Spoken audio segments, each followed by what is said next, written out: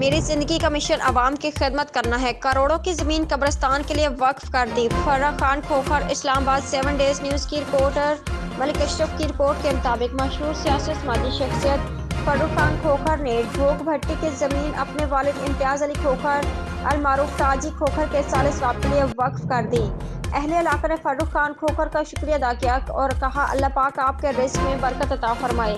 فرح خان کھوکھر نے اس سے پہلے بھی بہت سے فلاحی کام کروائے، مسجد بنوائی، ہزاروں بیواؤں کو ڈیرہ تاجی کھوکھر سے راشن دیا جاتا ہے۔ میڈیا سے گفتگو کرتے ہوئے سیاسی و سماجی شخصیت فرح خان کھوکھر نے کہا میری زندگی کا مقصد انسانیت کی خدمت کرنا ہے۔ مجھے بہت خوشی محسوس ہوتی ہے جب میں کسی غریب کی مدد کرتا ہوں اور میری کامیابی کا راز صرف نماز ہے۔ میں اپنی نوجوان نسل سے یہ ریکویسٹ کرتا ہوں کہ 5 وقت کی نماز کی پابندی کریں اور کہا اہل علاقہ کی خدمت کے لیے میرے گھر کے دروازے کھلے ہیں۔